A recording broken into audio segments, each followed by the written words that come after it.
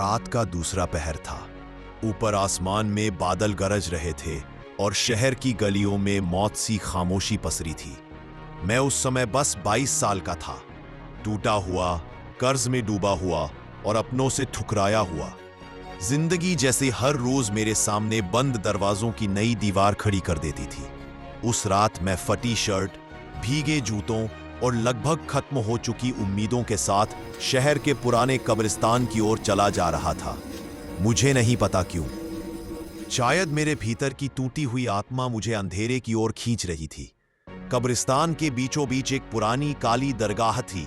लोग कहते थे वहां कभी रूहें भटकती है और शैतानी परछाया इंसानों की कमजोरी का फायदा उठाती है। डर कर उठ खड़ा हुआ।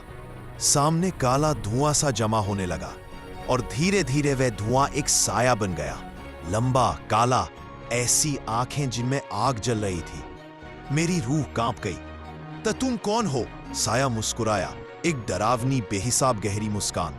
मुझे कई नामों से जाना जाता है, पर इंसान मुझे इब्लिस कहकर पुकारते हैं।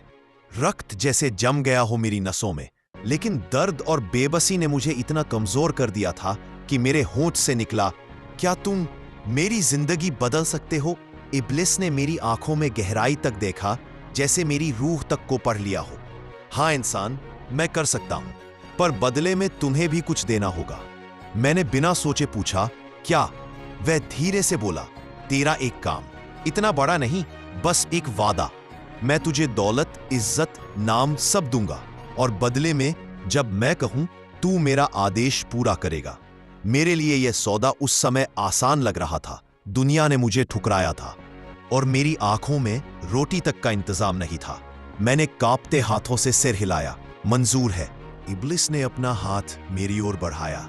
उसका हाथ ठंडा नहीं, बल्कि आग की तरह गर्म था, जैसे नर्क की लपटें मेरी आत्मा को छू रही हो।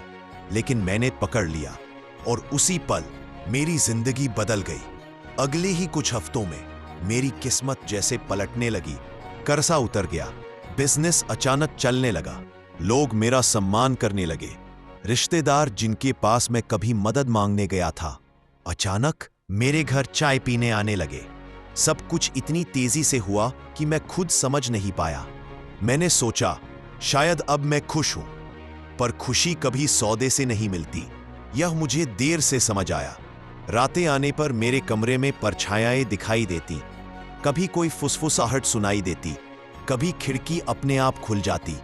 मैं डरने लगा था, पर मैंने खुद को समझा लिया कि यह मेरा वहम है। लेकिन वहम जल्दी टूटने वाला था। एक रात मैं सो रहा था कि अचानक कमरा अंधेरे से भर गया। वही आवाज, इंसान अब तेरी बारी है, मेरा आदेश पूरा कर। मैं घबराकर उठ बैठा। क्या करना होगा? इब्लिस बोला, बहुत छोटा सा काम। एक आदमी है, तेरा सबसे बड़ा दुश्मन, जिसने तुझे नीचा दिखाया था, उसे सबक सिखा। कांप गई, क्योंकि इब्लिस जिस आदमी की बात कर रहा था वह मेरा सगा भाई था। वह भाई जिसने कभी मुझे घर से बाहर नहीं निकाला, जिसने मेरे लिए रोटी तक बचाकर रखी, जिसने मुश्किल वक्त में मुझे सहारा दिया था।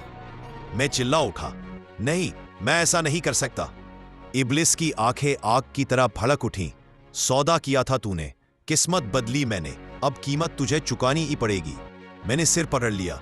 मैं सौदा तोड़ नहीं सकता था, लेकिन भाई को नुकसान भी नहीं पहुंचा सकता था। मैंने रोते हुए कहा, मुझे दूसरा काम दे दो, पर यह नहीं। इब्लिस ने एक खौफनाक हंसी हंसी। इंसान, तू समझता क्या है खुद को? सौदा एक बार होता है और मेरी शर्तें नहीं बदलती। पूरी रात टूटा हुआ बैठा रहा। मुझे दो रास्ते दिख रहे थे। एक, अपने भाई को नुकसान पहुंचाऊं। दो, या अपना सब कुछ खो दूं और शायद अपनी जान भी। रात भर मेरी आंखों से आंसू बहते रहे। मुझे समझ आने लगा कि अंधेरे के साथ किया गया हर सौदा रोशनी छीन लेता है।